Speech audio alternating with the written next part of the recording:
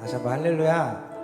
오늘도 이렇게 주일 4부 예배 또 말씀 캠프 마지막 날 함께 하신 여러분들을 진심으로 환영하고 축복합니다.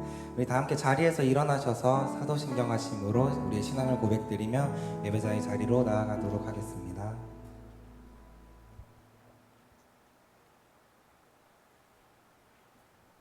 함께 하시겠습니다. 나는 전능하신 아버지 하나님 천지의 창조주를 믿습니다. 나는 그의 유일하신 아들 우리 주 예수 그리스도를 믿습니다. 그는 성령으로 잉태되어 동정녀 마리아에게서 나시고 본디오 빌라도에게 고난을 받아 십자가에 못 박혀 죽으시고 장사된 지 사흘 만에 죽은 자 가운데서 다시 살아나셨으며 하늘에 오르시어 전능하신 아버지 하나님 우편에 앉아 계시다가 거기로부터 살아있는 자와 죽은 자를 심판하러 오십니다. 나는 성령을 믿으며 거룩한 공교회와 성도의 교제와 죄를 용서받는 것과 몸의 부활과 영생을 믿습니다. 아멘.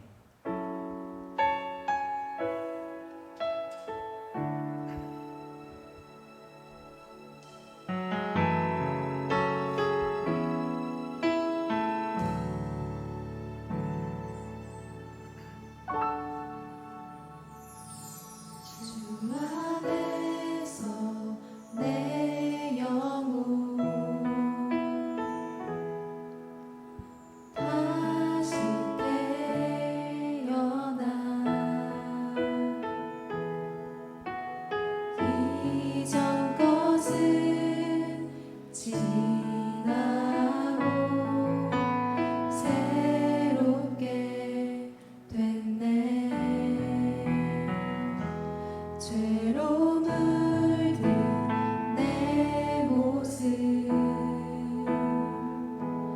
예수와 함께 죽고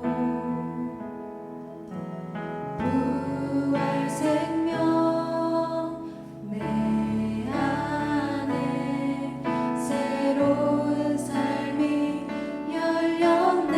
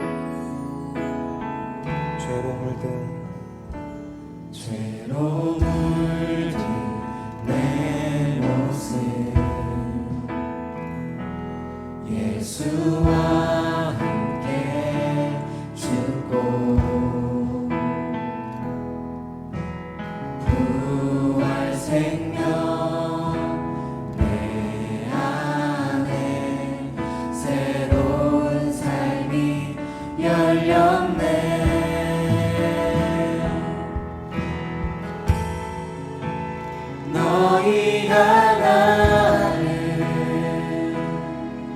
택한 것이 아니요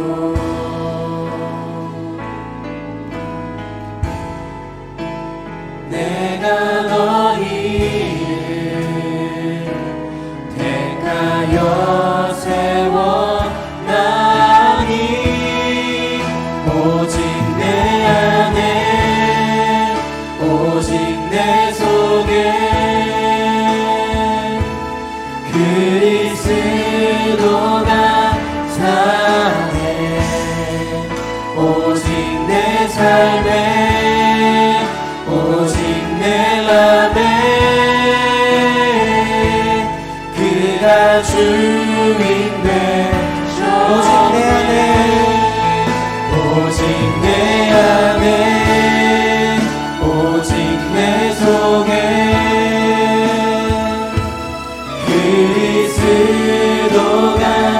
사네 오직 내 삶에 오직 내 맘에 그가 주인 되셨네 내 생명 그 안에 그의 생명 내 안에 나의 삶이 이전과 같을 수 없네 내 생명 그 안에 그의 생명 내 안에 나의 삶이 이전과 같을 수 없네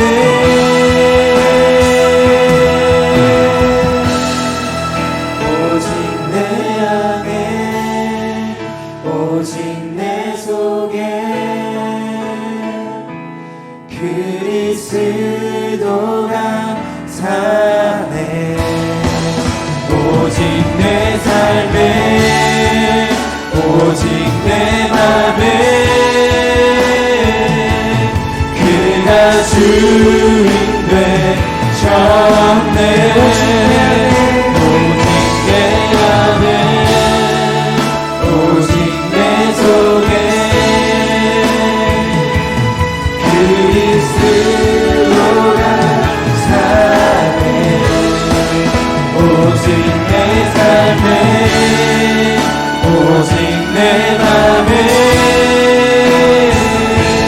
그가 주인데 마지막으로 한 번 더 고백합시다. 오직 내 안에 오직 내 안에 오직 내 속에 그리스도가 사네 오직 내 삶에 오직 내 맘에 그가 주인 되셨네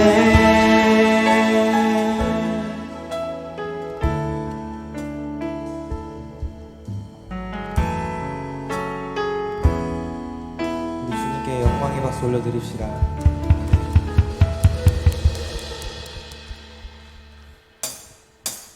어떠한 시련이 와도 수많은 유혹 속에도 신실하신 주님 약속 난 붙들리라 세상이 이해 못하고 우리를 조롱하여도 신실하신 주님 약속만 붙들리라 결코 돌아서지 않으리 우리 기쁨으로 박수치며 주님 뜻대로 뜻대로 살기로 했네 주님 뜻대로 살기로 했네 주님 뜻대로 살기로 했네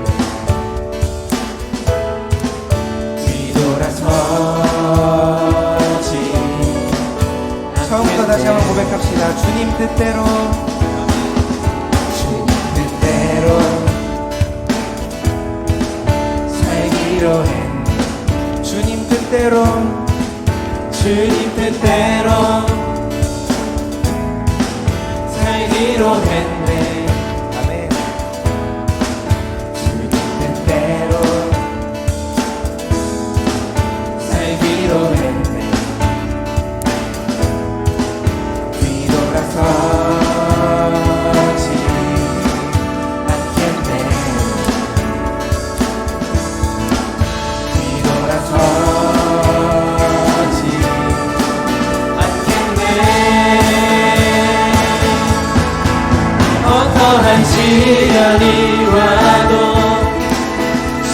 수많은 유혹 속에도 진실하신 주님 약속만 붙들리라. 세상이 이해 못하고 우리를 조롱하여도 진실하신 주님 약속만 붙들리라. 결코 돌아서지 않으리.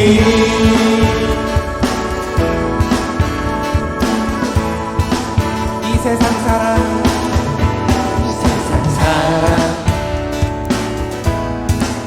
날 몰라줘도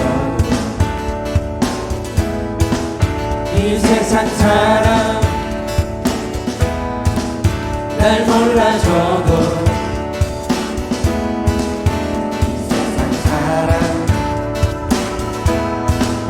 날 몰라줘도 뒤돌아서지 않겠네. 한 절로 함께 찬양할까요? 세상 등지고 세상 등지고 십자가 보내 십자가 보내 세상 등지고 십자가 보내 세상 등지고 십자가 보내 뒤돌아서지 않겠네. 뒤돌아서지 않겠네.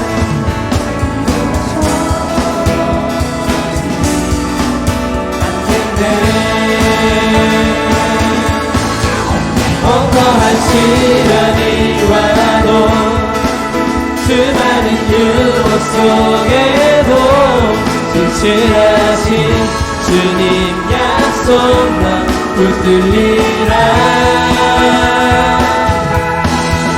세상이 이해 못하고 우리를 조롱하여도 진실하신 주님 약속만 붙들리라. 어떠한 시련이 와도 수많은 유혹 속에도 진실하신 주님 약속만 붙들리라. 세상이 이해 못하고 우리를 조롱하여도 진실하신 주님 약속만 붙들리라. 어떠한 시련이 와도 수많은 유혹 속에도 진실하신 주님 약속만 붙들리라. 세상이 이해 못하고 우리를 조롱하여도 진실하신 주님 약속만 붙들리라. 결코 돌아서지 않으리.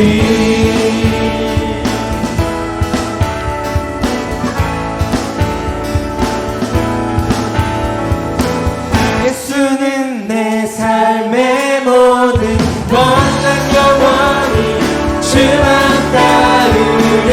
내가 살아 숨쉬는 동안 예수의 이름 예수만 높이리. 예수는 내 삶의 모든 원한 영원히 주만 따르리. 내가 살아 숨쉬는 동안 예수의 이름 예수만 높이리.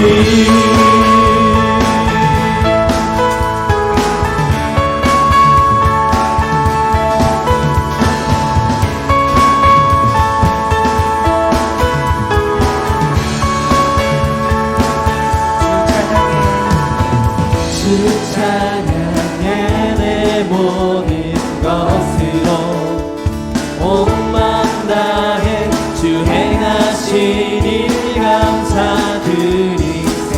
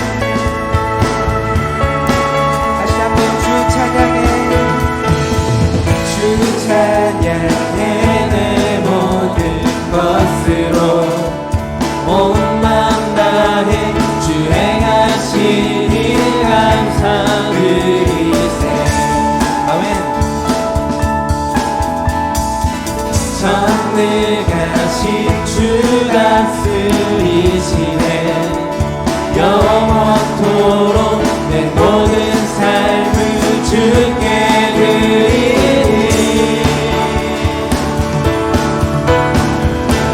예수는 내 삶의 모든 건강 영원히 주만 따르리 내가 살아 숨쉬는 동안 예수의 이름 예수만 높이리 예수는 내 삶의 모든 권한 영원히 주만 따르리 내가 살아 숨쉬는 동안 예수의 이름 예수만 높이리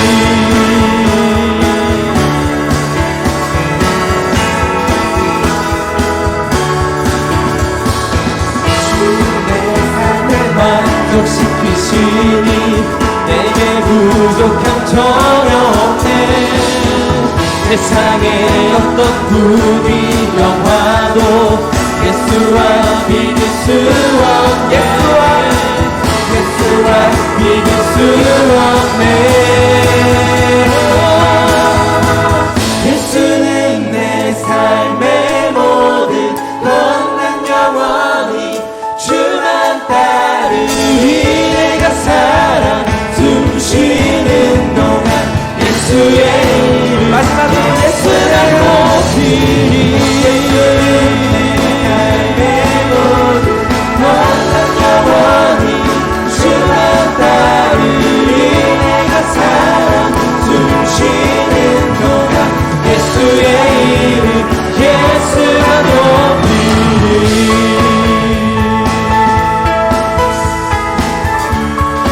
우리의 모든 것들 신주님 우리가 기쁨으로 주님 한 분만을 찬양합니다.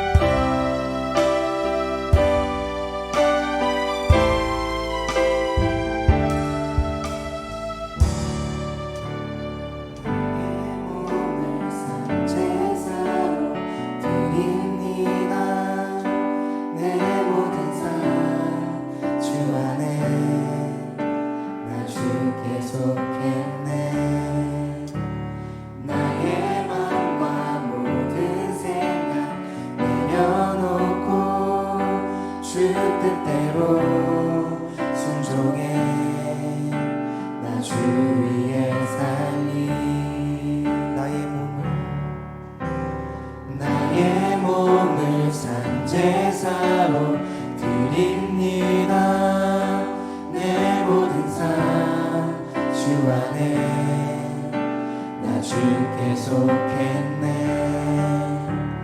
나의 맘과 모든 생각 내려놓고 주 뜻대로 순종해 나 주 위에 살리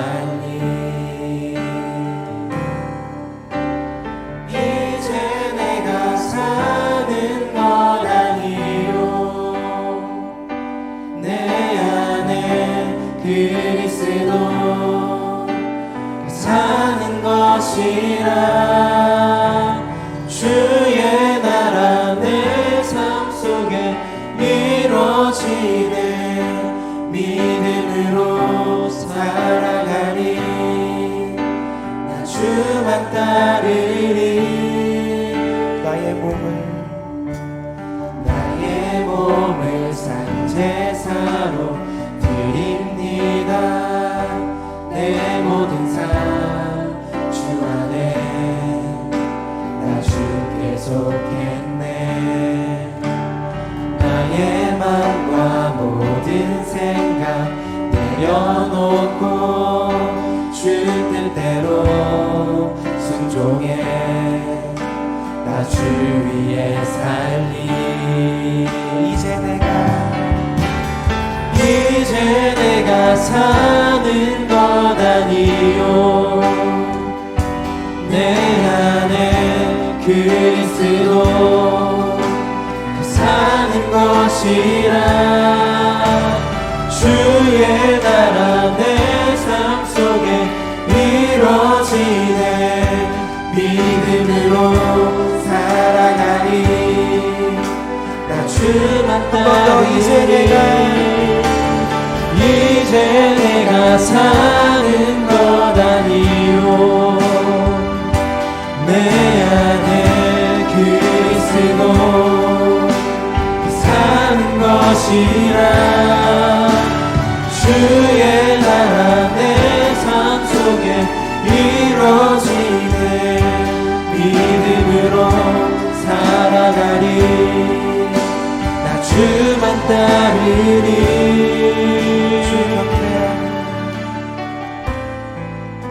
주 경배하리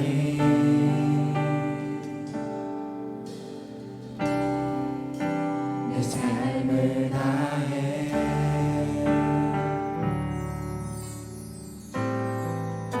주 경배하리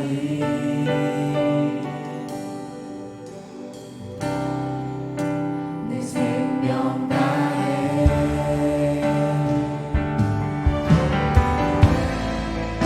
주 경배하리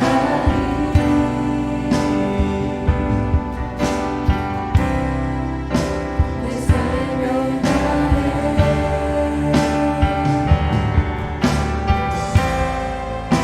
주 경배하리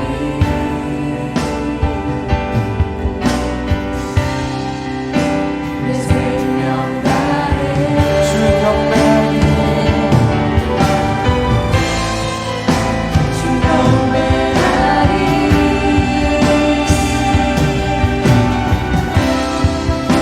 내 삶을 다해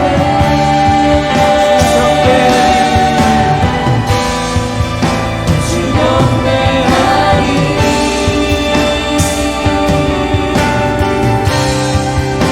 내 생명 다해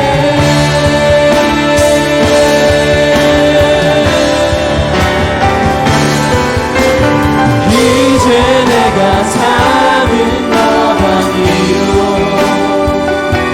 내 안에 그리스도 사는 것이라 주의 나라 내 삶 속에 이루어지네 믿음으로 살아가리 나 주만 따르리 이제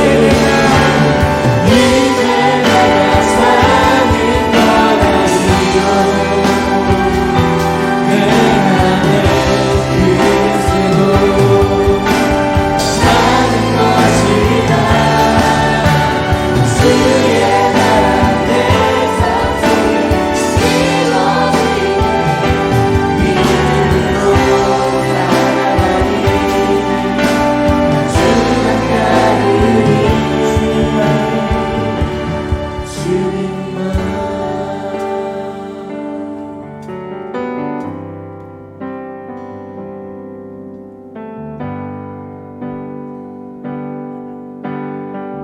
나의 마음을 주께 나의 마음을 주께 내 영을 주님께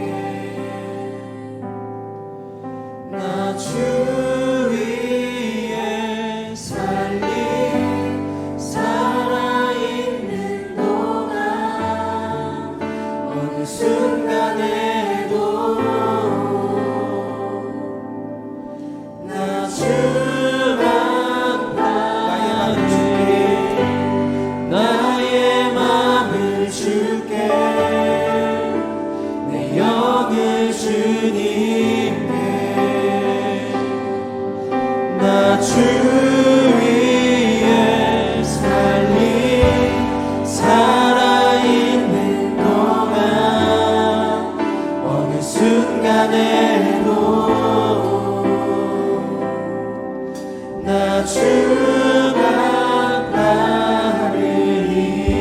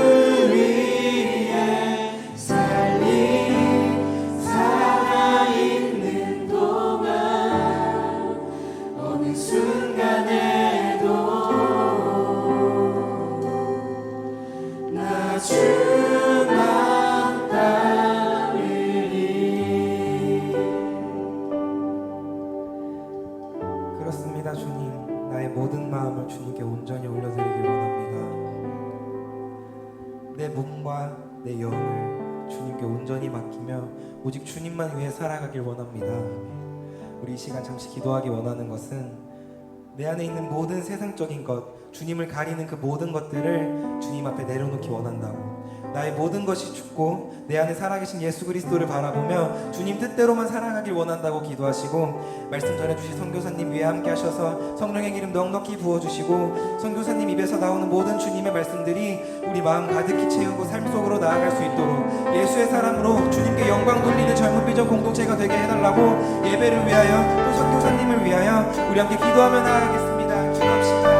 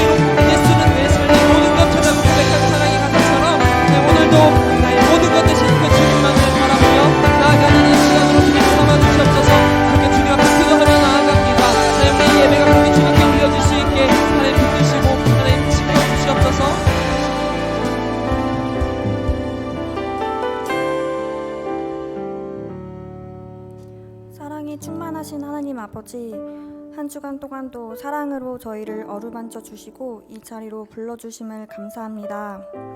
제 능력과 경험을 내려놓고 오직 주님을 의지하며 살아가길 소망했지만 바쁜 삶으로 지쳐나가며 나약했던 저희였음을 주님 앞에 고백하며 회개합니다. 예배를 드리는 귀한 이 시간, 저희의 상한 마음을 회복시켜 주시고 주님의 말씀을 깊이 깨달아 더욱더 굳건하게 결단하는 저희가 되게 하여 주세요. 또한 말씀과 기도를 붙잡지 아니하고는 살아갈 수 없는 그런 저희들이 되게 해주세요. 다윗 찬양팀, 새가족팀, 해외선교팀, 임원단, 목자, 교역자분들, 예배를 위해 섬기는 많은 손길들을 위해 기도합니다. 올려드리는 찬양이 질신된 고백이 되게 하여 주시고 바쁜 삶 가운데에서도 공동체와 주님을 귀하게 여기는 이들을 기억해 주시고 축복하여 주세요. 저희 젊은 비전 교회가 주님의 은혜 가운데 어제와 오늘 말씀 캠프를 진행하고 있습니다. 말씀 전해주시는 권성찬 선교사님의 영육을 강건하게 하시고 저희 또한 말씀을 주시는 그 주님의 마음을 품고 말씀 한 구절 한 구절을 실천할 수 있도록 인도해 주세요. 또한 나라 안팎으로 위기와 혼란의 순간 가운데 있습니다. 이러한 상황에서도 주님의 뜻을 바라볼 수 있는 청년들 될 수 있도록 인도하여 주세요. 예배를 마치는 순간까지 오로지 주님께 집중하고 저희의 온 마음을 드리길 원합니다. 함께하여 주세요. 이 모든 말씀 살아계시는 우리 주 예수 그리스도의 이름으로 기도드립니다. 아멘. 우리 시간 찬양 드리며 주님께 헌금 올려드리는 시간 갖도록 하겠습니다.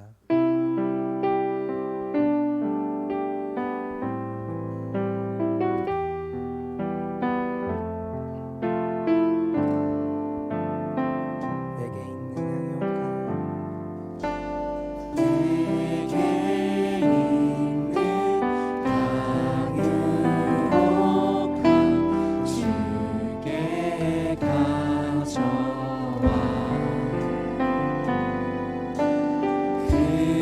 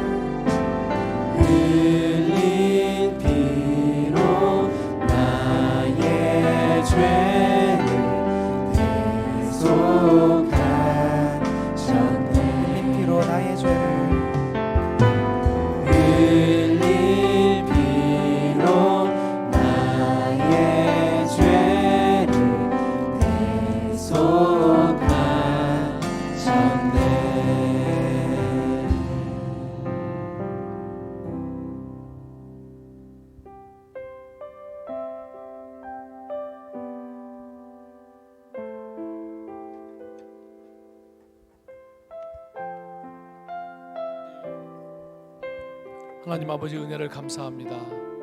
오늘 우리를 주님의 존전으로 인도하여 주시고 또 우리가 가지고 있는 것 중에 일부를 구별하여서 하나님께 드렸습니다. 우리가 드린 것 보기에 연약하지만 오병이어에 축사하시고 그것으로 수많은 사람을 먹이신 하나님의 능력으로 축사하여 주시고 이 예물이 쓰여지는 곳마다 하나님의 나라가 확장되고 병든 자들이 일어나며 가난한 자들이 굶주림에서 해방되어지는 일들이 일어날 수 있도록 축복하여 주옵소서. 우리가 드린 예물뿐만이 아니라 드린 우리의 삶을 축복하여 주시고 우리가 있는 곳에서 그렇게 하나님의 나라가 확장되어지는 일들이 일어날 수 있도록 우리를 하나님의 복의 통로로 사용하여 주시고 그 복을 누리며 복을 증거하는 자들로 살아갈 수 있도록 인도하여 주옵소서. 하나님 성령으로 임재하여 주시고 함께하여 주셔서 우리의 예배 가운데 하나님께서 영광을 받아 주옵소서. 예수님의 이름으로 기도합니다. 아멘.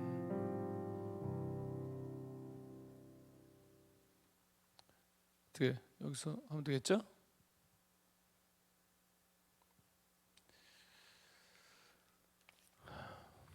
반갑습니다. 우리 어제 약간 분위기가 소수 정당 대표 연설의 국회 분위기가 비슷한 것 같으네요. 군데 이렇게 앉아가지고 미안하지만 조금 이렇게 모이면 안 될까요? 이렇게 너무 교회가 커가지고 제가 이렇게 돌아보는데 한계가 있어갖고 이쪽 줄에 있는 분들은 조금 이렇게 한 칸 좀 오셔가지고 저쪽에 있는 분들도 좀 이렇게 저 뒤에 계신 분들 요 옆으로 좀 오시면 좋을 거예요. 오늘 평소 예배와 달리 우리가 지금 캠프를 하고 있는 기간이니까 좀 가까이 모여서 네, 감사합니다. 이렇게 움직여 주시고 예, 그쪽 분들도 좀 이렇게 이쪽으로 여기 많이 빈 대로 이렇게 오시면 어떨까? 고맙습니다. 감사합니다. 예. 우리 세 번에 걸쳐서 말씀을 나누고 있는데 오늘 마지막 시간 이제 사도행전에서 좀 말씀을 보도록 하겠습니다. 사도행전 2장 14절부터 17절까지를 좀 한 목소리로 같이 봉독하도록 하겠습니다. 사도행전 2장 14절부터 17절까지 말씀 같이 봉독하겠습니다. 시작.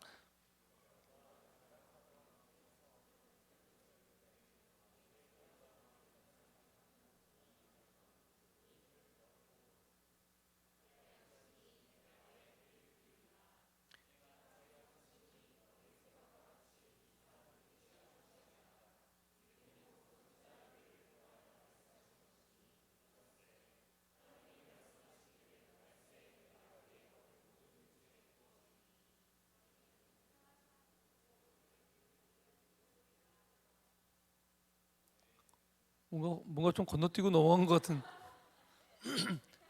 이상한데 내가 보고 있었는데 17절 제가 다시 봉독할게요. 하나님이 말씀하시기를 말세에 내가 내 영을 모든 육체에게 부어주리니 그리고 여러분이 너희의 자녀들은 예언할 것이 하고 살짝 넘어가면서 너희의 늙은이들은 꿈을 꾸려 이렇게 넘어간 것 같아요. 그리고 젊은이 파트를 안 한 것 같아. 자기는 안 보겠다는 거지 환상을. 이상한데 17절 다시 한번 제가 봉독할게요. 하나님이 말씀하시기를 말세에 내가 내 영을 모든 육체에게 부어주리니 너희의 자녀들은 예언할 것이요 너희의 젊은이들은 환상을 보고 너희의 늙은이들은 꿈을 꾸리라. 아멘. 지구상에 한 7,000개 정도의 언어가 있습니다. 많죠? 그 중에 몇 개를 할 줄 아시나요? 7,000개의 언어가 존재하고 있습니다.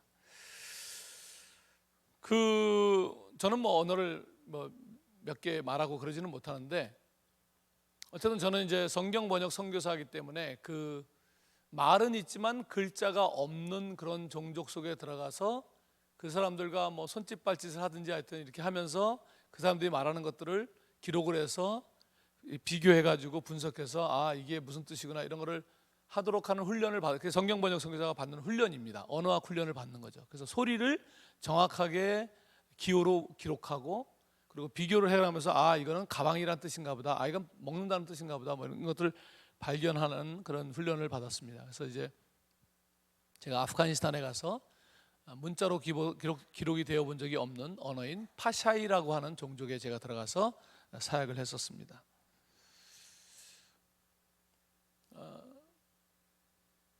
왜 그렇게 어려운 음들을 내면서 말을 하고 사는지 참 이해가 안 되지만 하여튼 우리 말은 이렇게 참 쉽게 우리가 발음을 내는데 참 발음하기 어려운 그런 소리들을 내면서 살아가는 사람들이 많이 있습니다. 아프가니스탄에 친구 이름이 얼람 악바르 칸이라는 친구가 있었습니다.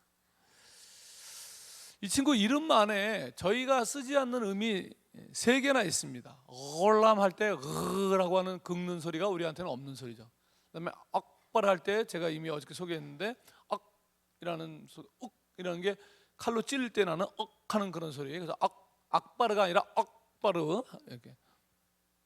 얼람 악바르 그다음에 마지막에 한 할 때 흐 발음도 없는 의미죠. 그래서 제가 이제 그 친구를 불러야 되는데 얼람 악바르 한 이렇게 불러야 되는데 굉장히 불리기가 힘들어요.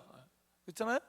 얼람 악바르 한 이렇게 어려워요. 그래서 제가 그냥 골람 악바르 한 이렇게 우리식으로 한국식으로 골람 악바르 한 이렇게 뒤돌아보질 않죠. 왜냐하면 자기 이름이 아니니까.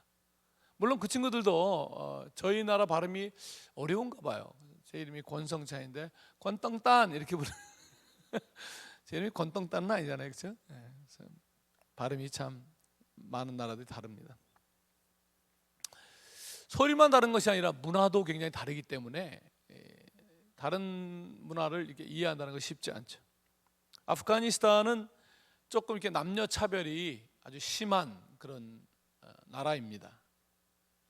좀 있으면 불쾌할 정도로 남녀의 여성은 막 약간 거의 동물 조금 위 정도로밖에 생각을 안 하고 그런 나라입니다.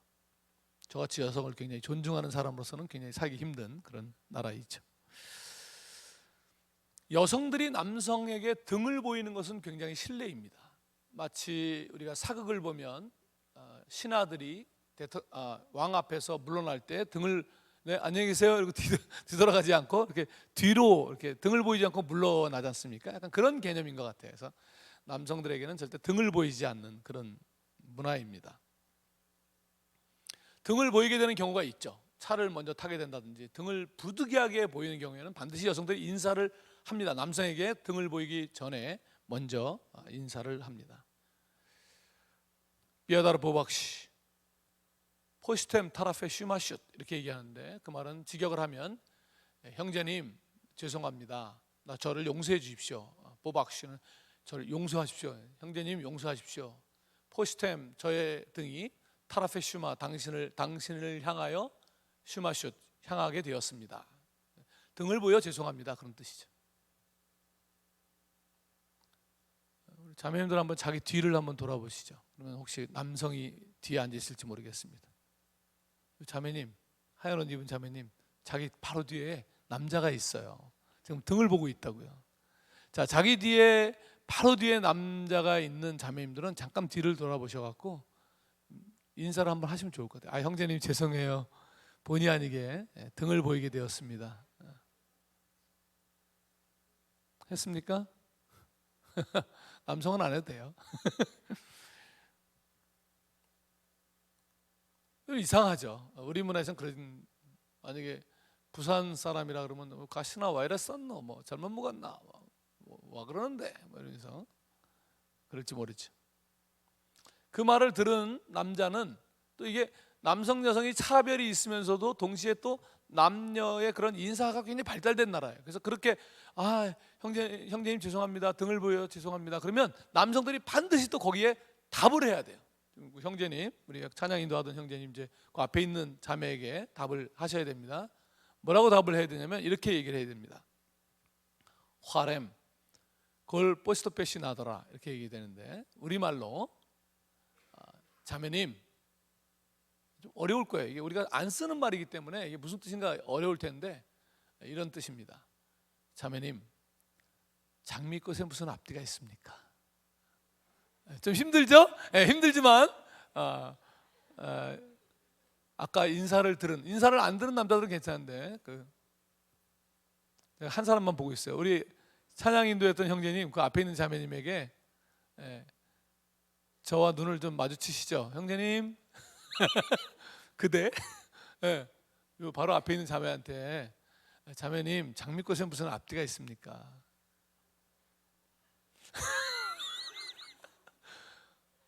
별로 안 힘들 것 같아요. 자매님 장미꽃 같잖아요. 뭐 하기 힘들지 않죠? 네, 잘했습니다. 네. 아, 거기도 했습니까? 네, 잘했어요. 근데 이제 아프간도 농담이 있어요. 원래 그렇게 얘기를 해야 되는데 자매님 장미꽃에 앞뒤가 있습니까? 이렇게 해야 되는데 또 농담을 좋아하는 남자들이 있어갖고 화렘 좌르코티 야키아스 이렇게 얘기하는데 그 말은 자매님 드럼통에 무슨 앞뒤가 있습니까? 뭐 이렇게 농담을 하는 그런 친구들인데 뭐 여기는 해당 사항이 없으니까 안 하셔도 될 것 같습니다. 그러니까 음도 달라, 표현하는 문화도 달라, 막 이러니까 아무 상관없어요. 한 120개 나라에서 온 사람들이, 우리가 지금 그 정도 될까요? 한 120개 정도 나라에서 온 사람들이 각자 다른 말로, 그것도 좀 흥분해가지고 마치 우리 통성기도 하듯이 흥분해가지고 막 자기 말로 와하하하하 이러면서 자기 말로 막 하면 정말 정신 사납겠죠, 그렇죠? 그런데 우리가 오늘 읽은 이 본문 사도행전 2장에 그와 비슷한 일이 있었습니다. 성령이 임하시던 그때 유대인들이지만 디아스포라, 즉 부모가 유대인이기 때문에 유대인으로 자라왔지만 이미 이스라엘이 아닌 다른 곳에서 너무 오랫동안 포로기 이후에 혹은 어떤 이유로 흩어져서 오랫동안 살았기 때문에 이제 유대말을 잃어버린 그런 세대가 명절이 되어서 예루살렘에 와 있는 그런 상태. 그래서 각기 여러 다른 지역에서 와 있는 그런 상황. 그래서 사도행전 2장 9절부터 보면 이 사람들이 자기네들을 소개하는데 이렇게 소개합니다. 우리는 바데인과 메데인과 엘람인과 또 메소포타미아, 유대와 갑바도기아, 본도와 아시아, 부르기아와 밤빌리아, 애굽과 및 구레네에 가까운 리비아 여러 지방에 사는 사람들과 로마로부터 온 나그네 곧 유대인과 유대교에 들어온 사람들과 그레데인과 아라비아인들이라. 굉장히 다양한 지역에서 다양한 언어를 사용하는 사람들이 와 있었던 거죠. 그런데 거기에 성령이 역사하시면서 4절에 보면 성령의 충만을 받고 성령이 말하게 하심을 따라 다른 언어들로 말하기를 시작해요. 옛날에 이게 방언이라고 되어 있어요. 그래서 사람들이 성령을 받으면 방언한다 이렇게 오해를 했었는데 이거는 그런 본문이 아니고 성령을 받고 알아들을 수 없는 방언을 한 것이 아니라 여러 다른 그 지역에서 온 다른 소수 종족의 언어로 복음을 말하는 역사가 일어난 거죠.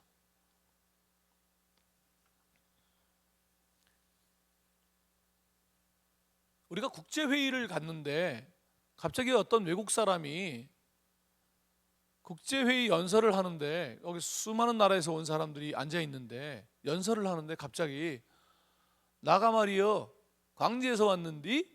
이러면 누가 제일 놀랄까요? 광주 사람이 놀래. 그 말을 알아들은 사람이 놀래겠죠, 그렇죠? 다른 사람은 저 사람이 잠깐 무슨 농담 뭐 무슨 소리야 하나 알아듣지 못하니까 알아듣는 사람만 놀랄 거 아니에요. 그러니까 이 제자들이 지금 성령을 받고 막 여러 종족의 말로 여러 사람들이 막 말을 하니까 그거를 알아들은 그 사람들이 저 사람들이 어떻게 우리말을 하지? 이 사람 아니 우리말도 하는데 엄청 시끄러운 상황이 된 거죠. 그러면서 이 사람들이 어떤 반응을 보였냐면 이 사람들이 12절에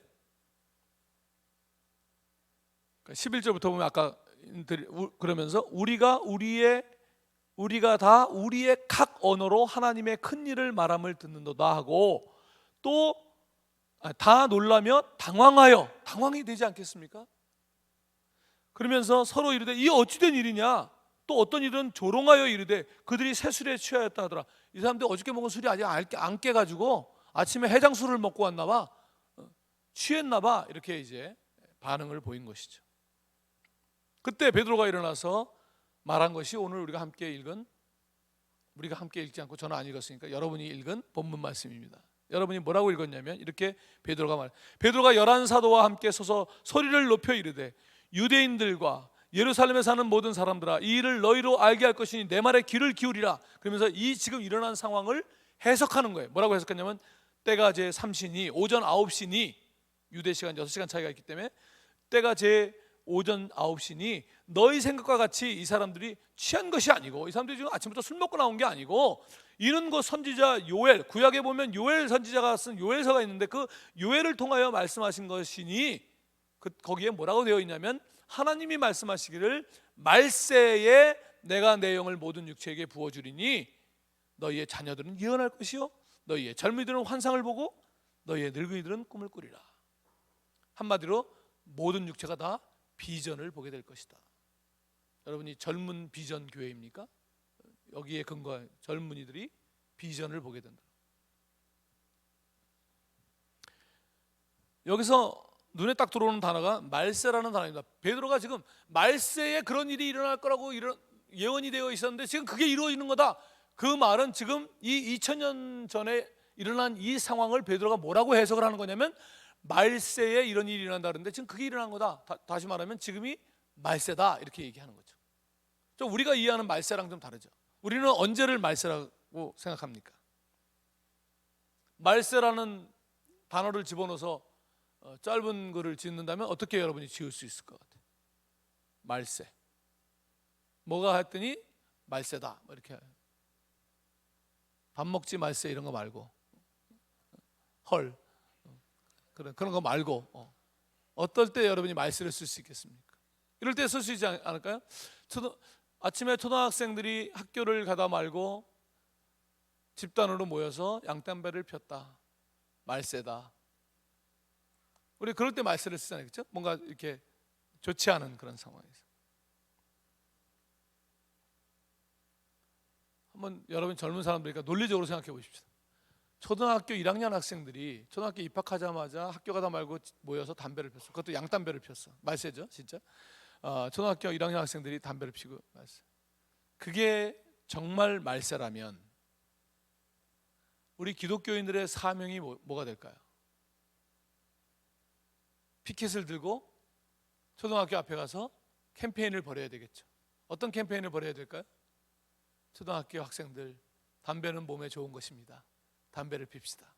그래가지고 전 세계 초등학교 1학년 학생들이 다 담배를 피면 주님께서 재림하시겠죠. 그게 말세라면. 그렇지 않겠어요? 마태복음에 이 천국복음이 모든 민족에게 증거되리니 그제야 끝이 오리라 그렇게 되어 있는데, 초등학교 1학년 학생들이 담배 피는 게 말세면 전 세계 모든 초등학교 1학년 학생들이 다 담배를 피리니 그제야 끝이 오리라 이렇게 성경이 기록되어 있어야 되죠. 그냥 우리가 쓰는 거지 그게 말세가 아니에요. 성경적인 말세가 아니라는 것입니다. 그러면 성경적인 말세란 뭐냐? 성경적인 말세란 뭐냐? 지금 베드로가 해석하는 성경적인 말세는 뭐냐면 예수 그리스도가 승천하시고 예수 그리스도가 언제인지 모르지만 다시 오실 그 전체 기간을 복수로 last days 하는 복수로 말세라고 표현하는 것입니다. 그러니까 말세라고 하는 것은 예수 그리스도가 재림하실 수 있는 가능성이 있는 모든 날을 통틀어서 말세라고 하는 것입니다. 왜냐하면 예수 그리스도가 오시면 세상이 끝나기 때문에 예수 그리스도가 오실 수 있는 가능성이 있는 모든 날들을 다 말세라고 하는 것입니다. 그럼 예수 그리스도가 언제 재림하실 수 있어요? 언제 재림하실 수 있는 가능성이 있는 날입니까? 예수 그리스도가 승천하신 날부터 그 다음 날부터 바로 예수님이 다시 오실 수 있는 그런 날이기 때문에 그것을 말세라고 하는 것이다. 그렇다면 지금 저와 여러분은 혹시 섬기는 교회가 다르고 살아가는 지역이 다를 수 있지만 공통점을 하나로 묶는다면, 물론 우리가 한국 사람이고 한국 기독교인이지만 더 크게 묶는다면 말세를 살아가는 그리스도인이다 이렇게 말할 수 있겠죠. 우리가 지금 말세라는 시대를 살고 있는 것입니다. 그렇다면 이 말세라고 하는 것은 왜 있는 것이고, 성도는, 여러분들은, 우리 교회는 이 말세에 무엇을 위해서 존재하고 있는가, 그것을 좀 생각해 보려고 합니다. 이것을 예수 그리스도가 승천하시고 다시 오실, 언제 다시 오실지 모르지만 그 기간을 살아가는 수많은 성도들이 있기 때문에 과연 어떻게 사는 것이 말세를 살아가는 하나님의 사람의 삶의 모습인가 말하기가 어려워요. 다 다른 사람, 이렇게 사는 사람 저렇게 사는 다 다르니까. 그러나 성경이 말하는 삶은 뭐냐? 그럴 때 감사하게도 우리가 구약이 필요한 이유는 구약이 이런 모든 실제에 대해서 그림자와 같은 것들을 보여주기 때문에. 그런데 구약에 한번 말세가 있었어요. 그런데 그 말세를 살아간 하나님의 사람들이 있었어요. 그 사람들이 어떻게 살아갔는가를 보면 말세는 이렇게 사는 것이구나를 우리가 알 수 있다는 것이죠. 그래서 그것을 구약을 좀 보려고 합니다. 특히 어저께 캠프에 못 온 분들이 있기 때문에 어제 우리가 구약과 예수님을 다뤘는데, 그래서 이 부분을 어저께 설명하지 않고 남겨놓은 이유는 여러분들이 오늘 구약을 좀 같이 이해할 수 있도록 어저께 이 부분은 설명하지는 않았는데 조금 보도록 하겠습니다. 창세기 5장을 보도록 하겠습니다. 어저께 우리가 창세기 12장부터 봤는데 좀 더 거슬러 올라가서 창세기 12장부터 성경이 시작되는 것이 아니라 창조부터 시작이 되는데, 인간이 타락한 이후에 아브라함을 부르기 전에도 하나님은 계속해서 사람들을 구원하기 위해서 노력하셨다라고 하는 것을 알 수 있는 본문인데, 창세기 5장 본문을 한번 제가 봉독하도록 하겠습니다. 여러분들은 못 믿겠어요. 성경을 자꾸 건너뛰면서 읽기 때문에 제가 읽도록 하겠습니다. 창세기 5장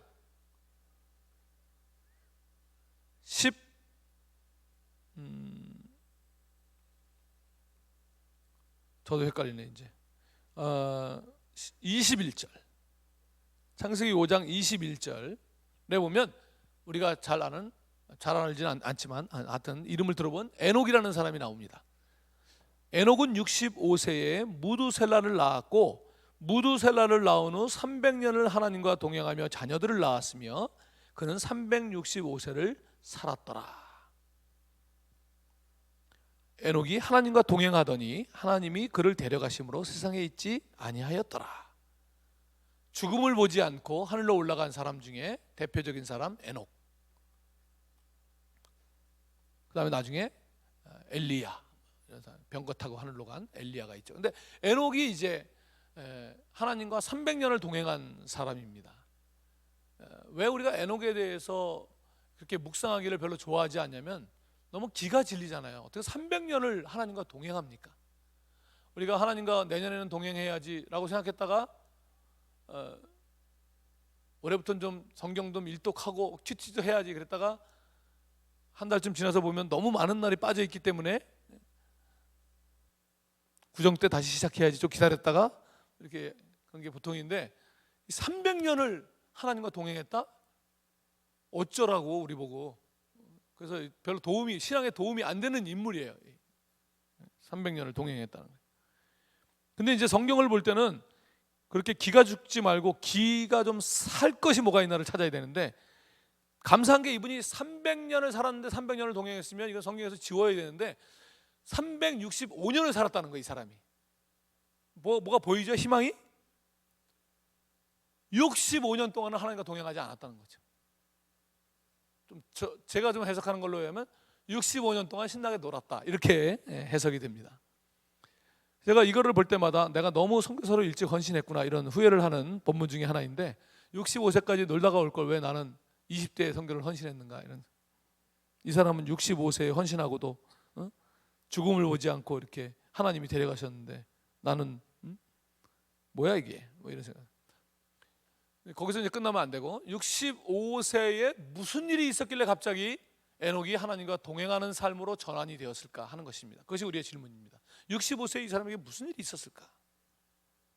성경은 우리에게 에녹이 65세에 무두셀라를 낳았다 이렇게 말을 해주고 있습니다. 이 사람이 65세면 좀 늦게 난 거니까 늦게 아들을 보면서 너무 감사해가지고 그때부터 하나님과 동행했나 보다, 뭐 이렇게 생각할 수는 있겠는데, 그래서 제가 65세에 아들을 낳아보지 않아서 잘 모르겠지만 아들이 있는 것이 과연 신앙생활을 하는데 도움이 될까? 저는 아들 둘인데 노라고 생각합니다.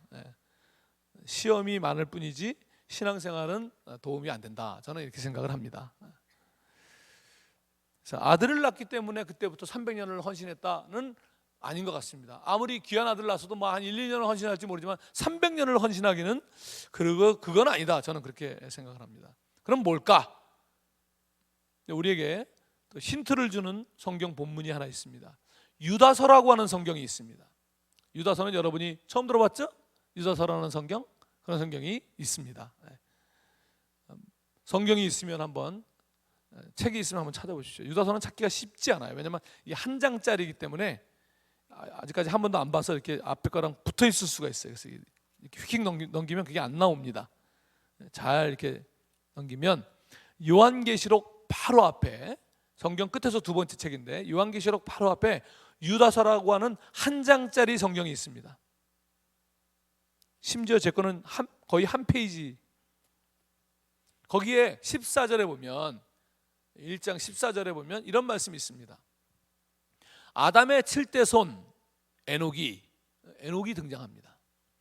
이 사람들에 대하여도 예언하여 이르되, 그러니까 에녹이 예언자라고 하는 힌트를 우리에게 줍니다. 예언자라는 건 뭐냐면 앞일을 예언하는 무슨 점쟁이 같은 역할이 아니라 하나님께로부터 어떤 말씀을 받아가지고, 그것이 미래의 것이든 지금의 것이든 하나님으로부터 말씀을 맡아서 전하는 그런 역할. 그게 예자가 미리 예라는 개념이 있다, 맡을 예라는 개념이 있습니다. 하나님의 말씀을 들어서 전하는 것이지 자기 임의대로 전하는 게 아니에요.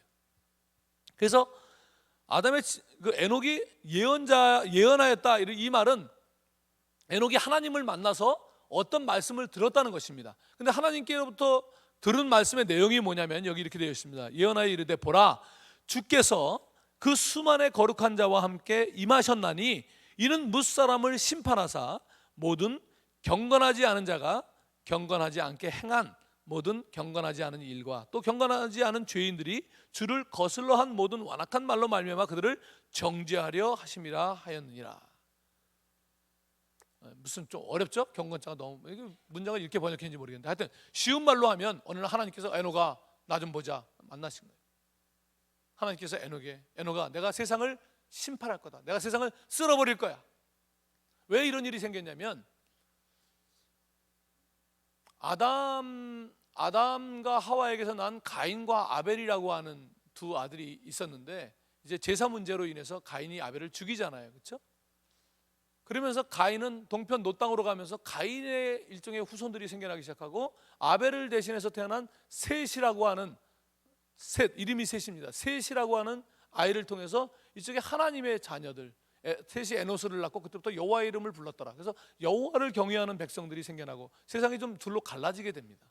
그런데 이쪽 가인의 후손들은 하나님 없이 살아가는데 뭔가 인간의 지혜를 많이 썼는지 하여튼 문명을 좀 개발하는 역할을 합니다. 그래서 나중에 거기 이제 내려가다 보면 야발, 유발, 두발가인 이런 후손들이 나와서 야발은 그 들에서 육축을 치는 자의 조상이 되고 유발은 그 음악 이런 것의 조상이 되고 두발가인은 각종 동철로 기계를 만드는 그런 문명을 개발하는 사람들이 됩니다. 그런데 이쪽 이제 그 셋의 백성들은 여호와께 제사를 드리고 그런 예배하는 백성들로 살아간 거죠. 시간이 가다가 이제 이 그 당시엔 농사를 지을 때니까 이제 기계나 이런 것들을 수입해 왔겠죠, 이 사람들로부터. 근데 문명만 수입해 온 것이 아니라 점차 이 사람들이 이쪽에 너무 멋지게 생긴 여자들도 이제 결혼을 하고 이런 일이 생기게 되는 거죠. 성경에서 그런 이방 여자들과 혼인을 맺었다, 이것은 하나님의 백성의 타락을 상징하는 용어들입니다. 그도 그럴 것이 이쪽에 늘 제사를 드리는, 제사라는 것이 동물을 잡잖아요. 제가 아프간에 있을 때 닭 정도는 다 여자들이 잡습니다. 남자들은 닭 같은 건 양 정도 되면 남자들이 잡아주지만 닭 같은 거는 이제 거기 저희 살 때는 그 전기 그런 게 없으니까 다 생닭을 이제 시장 가서 생닭을 사갖고 그냥 집에다 갖다 주면 여자들이 알아서 잡아가지고 다 해서 요리를 해갖고 나오거든요. 그러니까 늘 이렇게 한국에서는 그런 걸 브릿지라 그러지만 그 사람들 이렇게 피가 좀 이렇게 머리카락에 묻어 있고 피가 튀어 있고 이렇게 그렇게 꾀죄죄한 모습으로 살아간 거예요. 신실하지만 꾀죄죄하고, 저쪽은 신실하지는 않지만 각종 문명을 개발했기 때문에 너무 아름답고 이렇게 되는 거죠. 제가 청년 때 군대 갔다 와서 이제 마음을 새롭게 하고 주님 앞에 다시 나왔을 때 토요일 날 모이는 청년부, 이렇게 멋진 청년부가 아니라 한 10명 채 안 되는 그런 청년부에 다시 토요일 날, 옛날에는 제가 한심한 것들, 토요일 날 교회에 모여서 저 한심하게 시간을 보내다니 그랬는데, 이제 제가 회개하고 그 토요일 날 청년부 모임에 이렇게 나갔어요. 나가서 내가 같이 청년부 예배를 드리면서 주님 앞에 기도했던 것은, 주님, 제가 주님을 새롭게 만났기 때문에 청년부 예배에 와서 예배는 드리지만 결혼은 좀 아니지 않습니까? 이 꾀죄죄한 여성들과 제가 결혼을 해야 되겠습니까? 제 학교, 대학교의 동아리에 저 연극반이기 때문에 너무 멋진 자매들이 너무 많은데 좀 결혼은 그쪽에서 할 수 있도록 도와주십시오. 이쪽은 좀 아니지 않습니까? 이 꾀죄죄들. 네.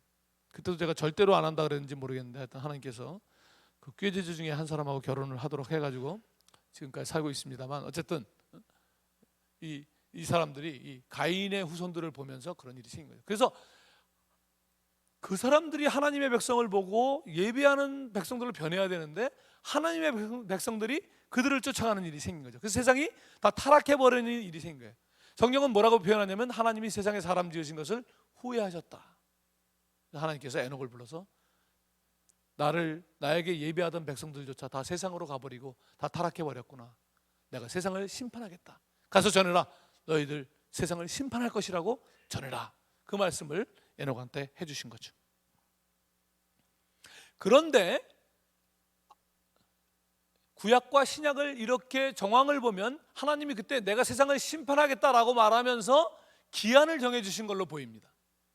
뭐라고 기한을 정해주셨냐면, 내가 너에게 아들을 줄 테니 이름을 무드셀라라고 지어라. 왜냐하면 네 아들이 죽는 날 내가 세상에 심판을 보내겠다. 이렇게 기한을 정해주신 것으로 생각이 됩니다. 왜냐하면 이 무드셀라라고 하는 이름이 이게 함부로 지을 수 있는 이름이 아닙니다. 이 무드셀라라는 이름은 세 가지 단어를 붙여놓은 이름인데, 무트와 부와 셀라흐라고 하는 단어를 붙여놓는다. 무트라고 하는 단어는 죽는다 이런 뜻입니다. 부라고 하는 것은 히브리어의 접속사입니다. 그리고 그다음에 셀라흐는 보낸다 그런 뜻입니다. 죽는다 그리고 보낸다. 무트셀라흐, 무드셀라인데, 이것은 해석을 하면 무드셀라가 죽으면 세상에 심판을 보낸다 이런 뜻이 됩니다. 여러분, 어떻게 제가 권씨인데 제가 아들을 낳고 이름을 권그죽오, 그가 죽으면 오리라, 이렇게 이단이죠. 이단. 하나님이 우리 아들이 죽으면 세상에 심판한다. 이거 이단 아니야, 이단. 이사가, 그치? 이거 이단이지. 말도 안 되잖아. 어떻게 그럴 수가 있어. 근데 이 사람은 어떻게 그걸 지을 수 있었을까? 하나님이 직접 말씀해 주시 않았다면 그렇게 지키는 어려웠겠죠. 65세가 되기 전까지, 그 전 언젠가 그 말씀을 들었겠지만 아이가 태어나지도 않았는데 나가서 여러분 우리 아이가 죽으면 세상에 끝이 옵니다, 이런 메시지를 전할 수는 없잖아요. 그렇잖아요. 그래서 아마 65세 아들이 날 때까지는 아마 좀 사명을 잃어버리고 있었던 것 같아요. 근데 어느 날 65세에 아들이 태어납니다. 뭐가 생각났을까요? 하나님의 말씀이 생각났겠죠. 아차, 하나님께서 전에 내게 아들을 주실 것이라 그랬고 그 아들이 죽으면 세상에 심판을 받는다고 말씀하셨는데 드디어 아들이 태어났구나. 깜짝 놀라서 뛰어나갔겠죠. 여러분, 큰일 났습니다. 하나님께서 전에 제게 이런 말씀을 주셨는데 드디어 저희 집에서 아들이 태어났습니다. 이 아이가 죽으면 세상에 심판이 온다고 말씀하셨습니다. 사람들은 관심 없죠. 말도 안 되는 얘기잖아요. 조금 극적으로 만들려면, 제가 만약에 이걸 갖고 드라마를 만든다면 저는 무드셀라를 병약한 아이로 만들 것 같아요. 태어나면서부터 바로 죽을 똥말똥한 아이. 걔를 보면 오늘이 마지막이구나가 떠오르는 거야. 애가 태어났는데 오늘 숨이 껄떡껄떡 넘어갈 것 같아. 여러분, 오늘 우리 아들이 태어났는데 오늘 밤을 못 넘길 것 같습니다. 여러분, 오늘 밤이 마지막 날입니다. 돌아오셔야 됩니다. 막 이렇게 하려면 애가 심약하게. 근데 집에 돌아와 보니까 애가 살긴 살았어. 또 빨리 죽으면 안 되잖아요, 그렇죠? 살긴 살았어. 근데 다음 날 또 애가 막 숨이 껄떡껄떡 넘어가. 근데 이게 똑같은 증세로 계속 그러면 한 열흘쯤 지나가면 사람이 얘는 원래 이렇게 태어났나 보다 이렇게 생각하기 때문에 매일 다른 방법으로 죽여야 돼, 애를. 오늘은 저런 증세, 오늘은 이상한 증세 막 이래갖고 하나님 나 절대로 안 속아, 얘 안 죽죠? 그랬는데 오늘 진짜 죽어. 이거 처음 보는 현상이야. 또 나가서 여러분, 어제는 제가 잘못 봤는데 오늘 진짜 죽을 것 같습니다. 300년을 동행했대잖아요. 300년을. 이것을 조금 전문적인 용어로 종말론적 선교다 이렇게 말합니다. 종말론적 선교라는 건 뭐냐면, 여러분, 누군가에게 오늘은 마지막 날입니다. 예수님이 오늘 오실 수도 있습니다. 오늘 복음을 듣지 못하고 죽어가는 영혼들이 있습니다. 그들에게 복음을 전해야 됩니다. 제가 막 영상을 준비해가지고 저 아프가니스탄에 풀 뜯어 먹으면서 죽어가는 저런 아이들이 있습니다. 저 아프리카에 에이즈로 죽어가는 저 아이들이 있습니다. 소년병사들이 있습니다. 막 이런 세상의 어려운 상황들을 보여서 여러분 혹시 다 눈 감으십시오. 자매 음악 좀 좋은 걸로 쫙 틀어. 혹시 여러분 중에 선교사로 헌신할 사람 있습니까? 하나님이 여러분을 부르십니다. 저 사람들을 보십시오. 이렇게 해갖고 몇 사람 선교 헌신을 시킬 수도 있겠죠. 지난주에 어떤 선교사가 저희 선교단체에 요즘 선교사 다시 들어와서 훈련하는데 선교사가 저한테 인사를 해요. 젊은 선교사 한 40대 여러분한테 젊다르면 안 될까? 하여튼 40대 선교사가 저한테 그런데 선교사님 저를 아세요? 그랬더니 선교사님 저 그 영남대 그러는 거예요. 근데 제가 기억나는 사건이 하나 있어요.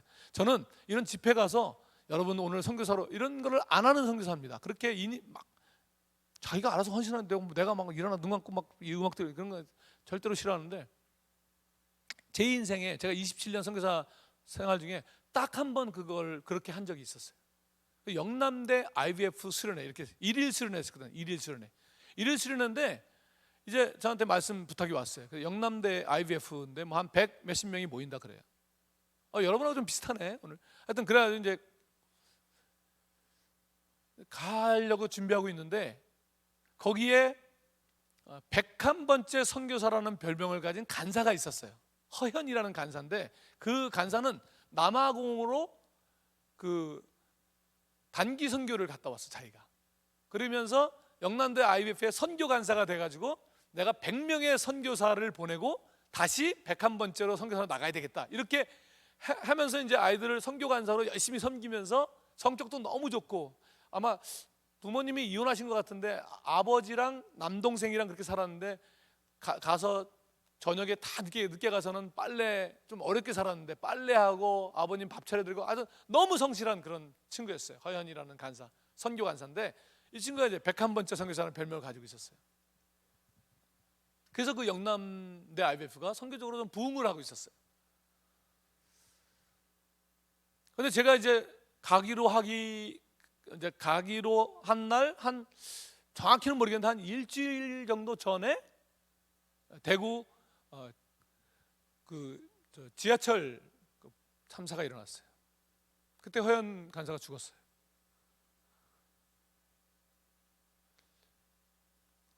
그 안에서 자기 친구 간사한테 나 여기서 못 나갈 것 같아. 그런 마지막 메시지를 보내고 그 지하철에서 불타서 죽었어요. 그 동생이 그때 전투경찰 중이었는데 그 밖에서 사람들 못 들어가게 막는 걸 하고 자기 형이 안에서 불타 죽는 줄 그때는 모르고 밖에서 막 나중에 막 통곡을 하면서 너 나올 수 있었는데 남 도와주느라고 안 나왔지 막 그러면서 자기 형의 성격을 아니까 워낙 남들을 이렇게 섬기고 그런 친구였어요. 그래서 제가 이제 영남대 IVF를 가야 되는데 거기 다른 간사가 전화가 왔어요. 선교사님 집회를 취소할까 말까 지금 고민 중입니다. 영남대 IVF는 선교는 끝났다고 생각합니다. 이렇게 전화가 왔어요. 그래서 이제 하여튼 결정되면 알려달라 그랬더니 그냥 와서 좀 너무 애들이 지금 허영 간사가 죽어가지고 그냥 너무 실망해 있으니까 좀 와서 위로를 해달라고. 그래서 제가 갔어요. 근데 제 마음에 이제 어떤 마음의 생각이 있었습니다. 그래서 내가 이제 그 자매 중에 하나가 미술 전공하는 자매가 있다 그래서 저녁 같이 먹으면서 이제 집회 전에 자매 번호표를 한 101개만 좀 만들어줘. 이렇게 조그만 카드처럼 번호를 1번부터 101번까지 좀 써서 줘.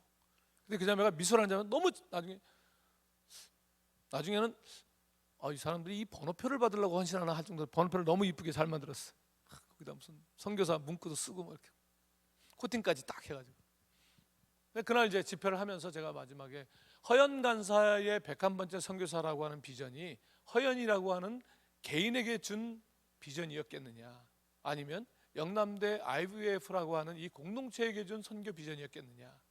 너희들 중에 내가 너희들 선교사로 헌신하라 그런 말을 하고 싶지 않지만 혹 평생에 그래도 한 3년 정도 기준으로 3년 정도 이상을 선교를 위해서 헌신할 그런 마음이 있는 사람이 있다면 여기 번호표를 준비해 놨으니까 와서 받아가면 좋겠다. 애들이 줄줄이 울면서 나왔어요. 이 선교사가 엊그제 만난 선교사가 그 중에 한 사람인 거예요. 제가 여러 나라 다니다 보면 심심치 않게 만나요. 선교사님 저 그때 몇 번이에요? 이러면서. 하여튼 그때 101개의 130-40명 정도 모였는데 101개의 번호표가 다 떨어졌어요. 그래서 다시 종이로 임시로 나중에 다 똑같이 만들어 주기라고 종이로 써서 줬어요. 근데 이번에 물어봤어요. 그때 몇 명 정도가 헌신했어? 그때 제 기억에 130 몇 명 정도가 헌신한 것 같습니다. 제가 처음으로 그렇게 헌신을 했던 기억이 있어서 기억하는데,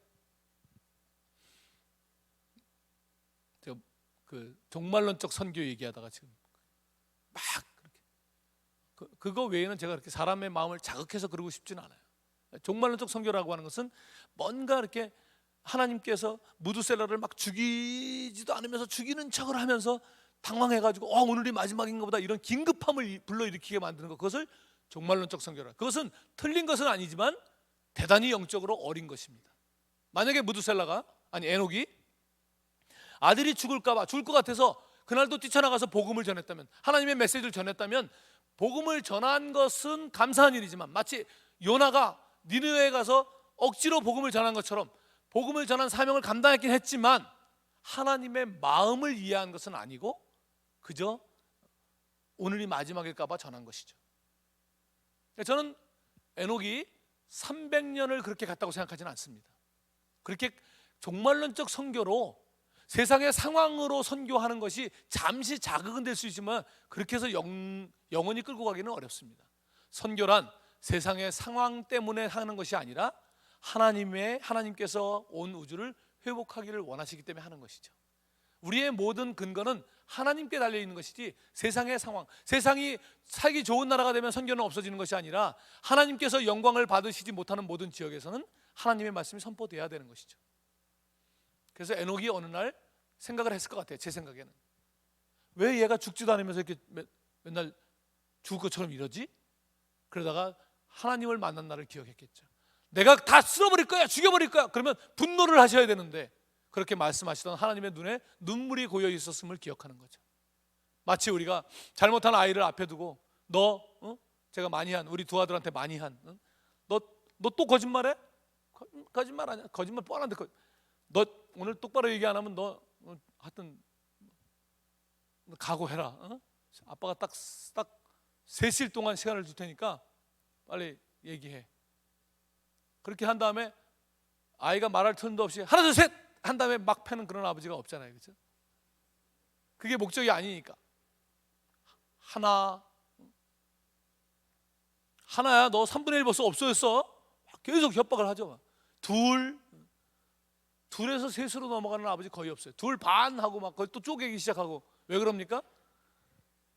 아이가 잘못했다라고 하는 것이 목적이지 시간을 빨리 보내는 게 목적이 아니기 때문에 하나님께서 에녹에게 내가 세상을 심판할 거야 라고 말씀하실 때 심판이 목적이 아니라 그들이 하나님께로 돌아오기를 바란다고 하는 것을 에녹이 그 하나님의 마음을 본 것이죠.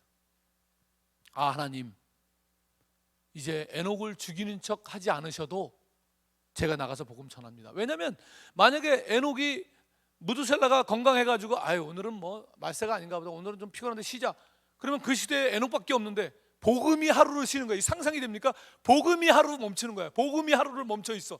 상상이. 지금 여러분이 복음을 전하지 않는 이 시대의 어딘가에서는 지금 계속 복음이 전해지고 있어요. 우리가 잘 때 시차 때문에 반대쪽에서는 또 복음이 하루 쉬는 건 없어요. 복음이 쉰다는 것은 세상이 끝나는 거죠. 하나님이 오늘도 누군가를 구원하고 있기 때문에 세상은 돌아가고 있는 것이에요. 에녹이 하나님, 제가 하나님 마음 보았습니다. 이제 무드셀라가 건강해서 저는 나갑니다. 상황 때문이 아니라 하나님께서 세상의 회복을 원하신다면 전 나갑니다. 아마 그렇게 어느 시점인가는 에녹이 하나님의 마음을 보았을 것 같아요. 저는 그것을 전문용어로 선교적 종말이라 그럽니다. 선교적 종말이라고 하는 것은 오늘이 마지막일까 봐가 아니라 이 복음이 모든 세상 가운데 전해져야 끝이 온다라고 하는 그 하나님의 말씀에 근거해서 때를 얻든지 못 얻든지 복음을 증거하는 일들을 하는 것이죠. 하나님 참 재밌는 것 같아. 무드셀라가 죽는 날 세상을 심판을 보낸다 그랬는데 퀴즈에도 잘 나오니까 외워두세요. 무드셀라는 성경에서 가장 오래 산 사람입니다. 969세를 살았어요. 웃기죠? 오늘 죽을 것 같았던 그 아이가 우리말에도 골골 80이라고 성경에서 제일 오래 살았습니다.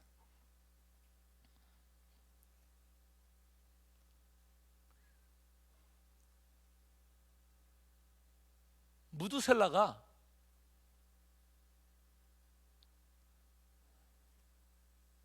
아들을 낳고 또 그 아들이 또 아들을 낳아서 무드셀라가 손자를 보게 됩니다. 그런데 그 무드셀라가 창세기 5장을 보면 무드셀라가 187세에 라멕이라는 아들을 낳게 됩니다. 187세에. 근데 그 라멕이 28절에 보면 182세에 또 아들을 낳았습니다. 그러니까 187세에 아들을 낳았는데 그 아들이 182세에 또 아들을 낳았으니까 무드셀라가 손자를 본 나이는 187에다가 182를 더하면 369세가 됩니다. 저는 이것이 하나님께서 우리를 위해서 주시는 배려라고 생각합니다. 외우기 쉽게 369 이렇게.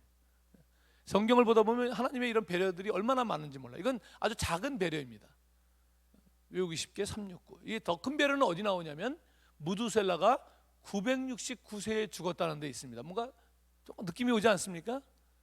969세에 무드셀라가 죽었는데 무드셀라는 369세에 손자를 보았다?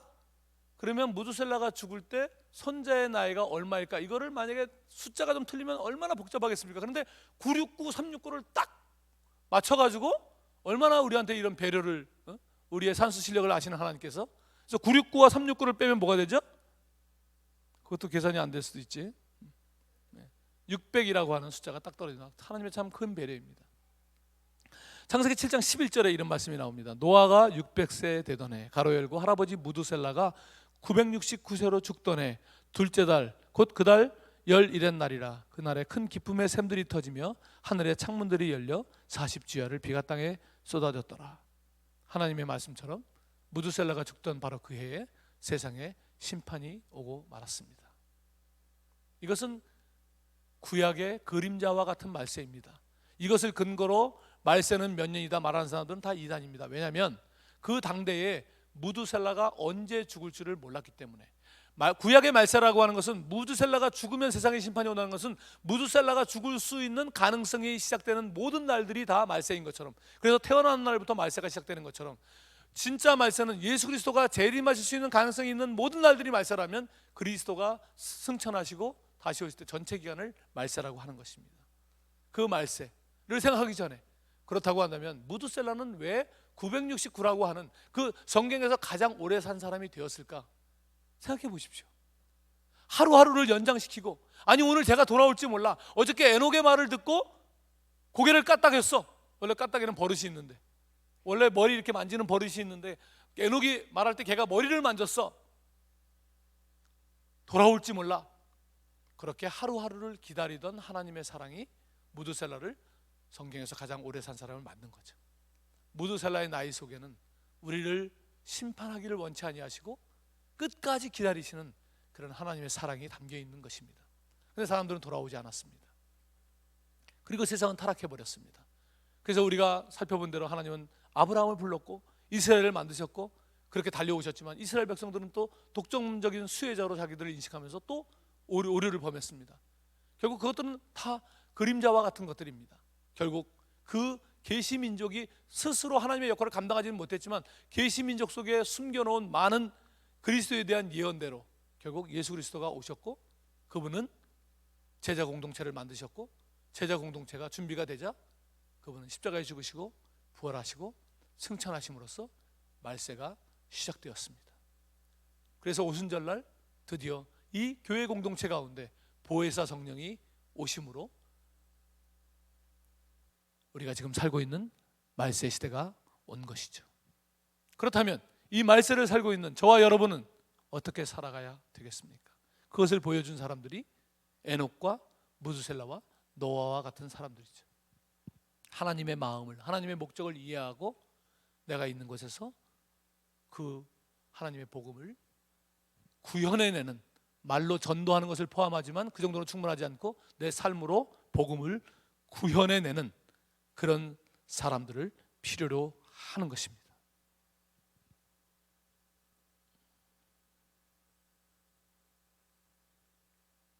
성령이 임하시는 그날에 성령이 임하시자 이 모든 사람들에게 혀 같은 것이 하나씩 들어갔고 그리고 다른 언어로 말하는 역사가 일어났다. 그렇게 성경은 말하고 있습니다. 여러분, 여기 옛날엔 아까 말한 것처럼 방언이라 그랬었는데 지금은 이제 다른 언어인데, 이 언어라는 단어가 영어로 말하면 language인데, language 혹은 tongue. 여러분, 영어로 혀가 뭔지 압니까? 혀로? 혀가 tongue이에요, tongue. 그리고 그 방언이라고 할 때 그 방언이 tongue입니다. 말하자면 tongue의 성령이 오셔서 tongue의 역사가 일어나는 것입니다. 이게 우리말로는 이게 언어와 혀가 달라서 잘 이해가 안 되는데, 이 원래 쓰여진 언어로 보면 그렇게 일치시켜 놓은 걸 알 수 있어요. 원래 영어의 language라는 단어는 라틴어의 lingua라는 단어에서 온 거예요. lingua는 혀라는 뜻입니다. 혀의 성령이 오셔서, lingua의 영이 오셔서 lingua의 역사가 나타난 것이죠. 왜 우리말은 다른지 모르겠어요. 많은 언어들이 혀와 언어가 같은 단어입니다. 제가 아프간에 있을 때도 사람들이 저한테 물어요. 비아다 자바네투 치스. 자번이라는 말이 혀라는 뜻인데 자바네투 치스 하면 혀라는 뜻이에요. 너의 혀가 무엇이냐, 그런 뜻입니다. 내 혀? 이렇게 내밀면 큰일 납니다. 혀 내미는 것은 상대방을 모욕하는 것이기 때문에 총 맞을지도 몰라요. 그때는 빨리 혀라는 단어를 언어라는 단어를, 너의 언어가 무엇이냐, 이렇게 해석을 해야 돼요. 자바네마 코리아이아스. 제 언어는 한국어입니다. 그렇게 대답을 해줘야 돼요.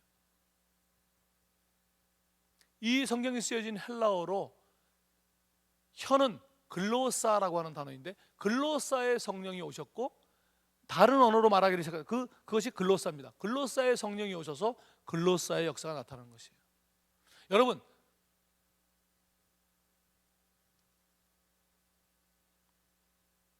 다른 언어로 막 이 복음의 역사를 말하려면 어떤 영이 필요할까요? 우리는 불 같은 영이 필요하다고 생각해요. 한국 사람 불을 너무 좋아해. 불이면 다 끝나. 불과 다른 언어는 아무 연관성이 없어. 근데 불 받으면 다 할 수 있을 것 같아. 아무 근거가 없다고. 그래서 우리는 불 같은 성령 이래. 근데 이 성경은 불 같은 성경이 아니라 마치 갈라진 혀들이, 그게 주어예요. 갈라진 혀들이 마치 불의 그것처럼, 모닥불을 피울 때 위에 끝에 막 올라가는 뭐라고 불꽃이라고 말하기에는 너무 권상우 혀 같아서 너무 짧은 것 같고, 불길이라 그러기에는 너무 혀가 길어야 될 것 같고, 그래서 적절한 단어가 없는 그 중간, 그 불 막 이렇게 올라갈 때 그런 모습으로, 뭐가 갈라진 혀들이 그런 모습으로 각 사람 위에 딱딱 이거. 여러분들이 막 기도하는데 그 불 거시기 같은 성령이 혀가 하나씩 쏙쏙쏙쏙 들어간 거예요. 혀가 들어왔어 우리한테. 그 혀가 들어오면 뭐가 나와야 되죠? 언어가 나와야죠. 다른 언어로 말하게 하는 역사는 혀의 성령이, 언어의 성령이 오셨기 때문에 가능한 것이, 불의 속성이 전혀 없다 말할 수는 없어요. 불의 속성도 있지만 주어는 혀가 들어온 것입니다. 거슬러 올라가면 하나님께서 전 세계의 반역을 막기 위해서 언어를 흩어서 종족이라는 것이 나왔고, 이 지구상에 수많은 종족들이 살아가고 있는데, 언어의 성령이 오셔서 다른 언어로 복음을 말하게 하는 역사를 오순절에 보여줬다는 것은 무엇을 상징합니까? 이제 이 흩어진 모든 종족을 찾아내고야 말겠다고 하는 성령의 선포인 것이죠. 언어라는 단어, 성경의 언어라는 단어는 민족과 종족을 나타내는 단어입니다. 요한계시록 7장 9절에 보면 각 나라와 족속과 백성과 방언에서, 언어에서, 각 나라와 족속과 백성과 방언에서 아무도 셀 수 없는 큰 무리가 흰 옷을 입고 종려나무 가지를 들고 보좌 앞에서 어린 양을 찬양하는 그 마지막의 모습은 나라와 민족과 백성과 방언이 따로 있는 것이 아니라 강조하는 용법이죠. 바로 모든 민족을 마침내 찾고야 말겠다라고 하는 하나님의 선포입니다. 그것이 이 말세에 하나님께서 하나님의 백성들에게 기대하는 하나님의 목적입니다. 그런 성령의 역사와 더불어서 하나님의 복음의 역사를 힘차게 써가는 그런 청년 젊은 비전 공동체가 되시기를 주님의 이름으로 축원합니다. 기도하겠습니다. 하나님 아버지, 하나님 앞에 헌신했던 수많은 믿음의 증인들이 성령과 더불어 거룩한 군대처럼 쿵쿵쿵쿵 역사를 거쳐 우리에게 다가왔음을 감사합니다.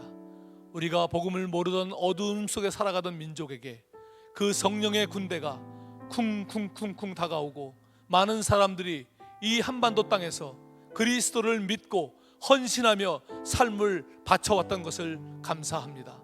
그리고 이제 그 성령의 군대의 발걸음이 우리 앞에까지 와서 멈춰선 것을 감사합니다. 이제 우리에게 그 군대에 합류할 기회를 주시니 감사합니다.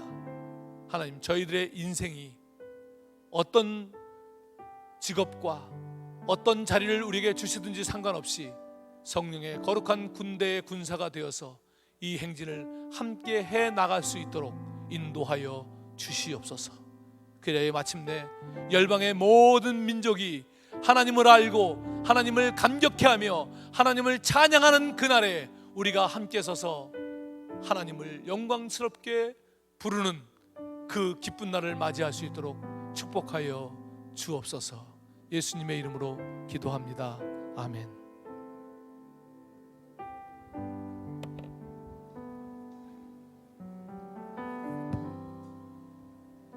네, 안녕하세요. 젊은 비전 교회에 나오신 여러분들 축복하고 환영합니다. 광고 시작하겠습니다.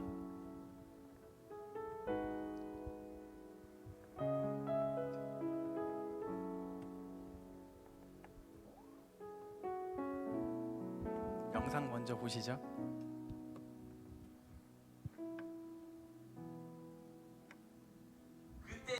제가 이제 느꼈던 마음이 그동안 저를 이렇게 짓눌러 왔던 수많은 이 압박들과 영적인 침체, 그 모든 것들이 무너지면서 느꼈던 게, 이 마음 때문에 사역하는 거구나.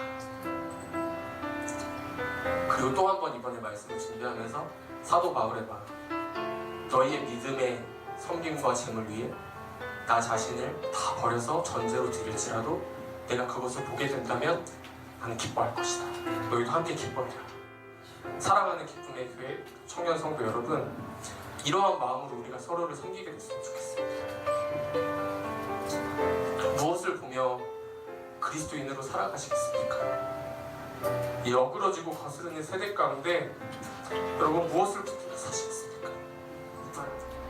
정말 이 감옥에 갇혀서 이제는 살소망까지 끊어지고 하나님의 부르심 따라서 여기까지 왔는데 나 지금 뭐하고 있나? 이런 질문들만 가득할지라도 결국에는 우리를 승리케 하시는 그 예수 그리스도께서 우리의 삶에 끝까지 함께 하신다는 그 믿음을 가지고 한번 순종으로 변화된 삶을 향해서 나아가는 그 형제 자매들의 모습을 볼 때에 여러분의 삶에 참된 기쁨, 그렇다면 나 그거 볼 수 있으면 나 죽어도 좋다. 나는 여기서 썩어져도 괜찮다. 내 젊은 날, 내 20대, 나의 물질, 나의 시간, 나의 섬김, 나의 희생, 나의 봉사, 수많은 것들은 나 그거 보면 좋다. 이런 마음이 우리 공동체 안에 회복되기를 원하고 하나님께서 주시는 이 거룩한 놀라운 감격들이 우리 기쁨의 교회 안에 날로 새로워졌으면 좋겠습니다. 주님께서 우리를 새롭게 하시기 위해 이곳에 부르셨음을 믿습니다. 이 시간 우리와 우리의 힘과 방법을 내려놓고 전심으로 주님 앞에 나아가길 원합니다. 모두 나와 주 경배하네. 인도하신 부르심 따라 우리의 힘과 계획을 내려놓고 주님만 바라보네. 생명 주신 주의 이름께 허물과 죄 고백함으로 주님의 얼굴 전심으로 구할 때 주님은 답하시네. 이곳에서 주님을 예배하네. 여기까지 우리를 인도하셨네. 능력 우릴 붙드셨네. 주님 앞에 나올 때 이곳에서 우리는 예배하네. 행하시니 함께 노래하네. 우리를 돌이키시는 주의 계획 이곳에 세우셨네. 우리 위해 우리로 회복하시는 주님 찬양합니다. 모두는 찬양 사역을 하게 되면서 제 모습 속에서 발견하는 건 소망 없는 제 모습뿐이더라고요. 그 속에서 일하시는 주님을 발견하게 되고 우리의 유일한 소망 되신 그 주님께 감사하며 복음 그 자체이신 예수님을 찬양을 통해 또 예배를 통해 회중들에게 그 예수님을 그 하나님을 찬양하는 기쁨을 전하는 것, 그것이 바로 제가 찬양 사역을 하는 이유입니다.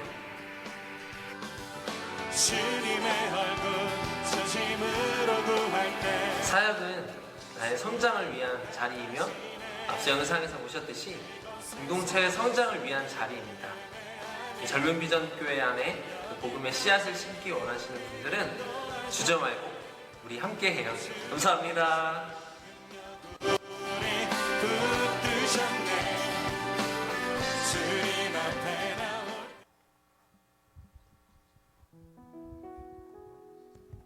네, 이 시간이 많이 없어가지고 저기 광고 바로 시작하겠습니다. 광고 띄워주세요. 네, 저희 맨을 외치는 구호 외치겠습니다. 333 비전으로 젊은 비전의 시대를 열어가자. 감사합니다. 네, 교회 소식입니다. 저희 10월 13일에 새생명 전도 축제가 있는데요. 목장마다 잃어버린 한 영혼 찾아서 같이 기도하고, 네, 다음 주 주일까지 신청서 제출입니다. 목자분들 참고해 주세요. 네, 해외 선교팀에서 그리고 여기 다윗 찬양팀에서도 저희 팀원 모집을 하고 있습니다. 모집 기간이 8월 한 달간이고요. 그다음에 해외 선교사님들을 품고 또 기도하고 선물을 전달하고 하는 일을 하는 해외 선교팀인데요. 유다영 팀장님 여기 앞에 번호가 있는데 잘 안 보이시는 분들 각 목자분들한테 물어보셔가지고 신청해 주시면 되겠습니다. 다음이요. 새가족 혹시 오늘 처음 예배 나오신 분들 있으면 이렇게 표현해 주시면 감사하겠습니다. 저희 축복해 드리려고 하거든요. 안 계신가요? 네, 그러면 저희 중국으로 유학 가는 자매님이 계신데 이효정 자매님 혹시 어디 계시죠? 네, 잠깐 일어서 주시면 저희가 축복해 드리도록 하겠습니다. 축복하겠습니다. 당신은 하나님의 사랑, 당신은 하나님의 사랑. 그 아들 주시기까지 사랑한 소중한 존재. 당신의 그 삶을 통하여 주님의 사랑 세상이 알리. 저희 귀한 말씀 전해주신 어제 오늘 그 저희 권성찬 선교사님 향해서도 축복하도록 할게요. 당신은 하나님의 사랑. 그 아들 주시기까지 사랑한 소중한 존재. 당신의 그 삶을 통하여 주님의 사랑 세상이 알리. 감사합니다. 저희 목사님 축도해 주심으로 예배 마치겠습니다. 기도하겠습니다. 이제는 우리 주님 예수 그리스도의 은혜와 하나님 아버지의 그 크신 사랑하심과 성령 하나님의 역사하심이 이제 그 성령의 거룩한 군대에 함께 헌신하여 하나님의 역사를 함께 써나가기를 소원하는 사랑하는 우리 젊은 비전 교회 모든 청년들 위해 저들의 학업과 직장과 삶 위에 저들의 가정 위에 이제로 영원토록 함께 하시옵기를 간절히 축원하옵나이다. 아멘.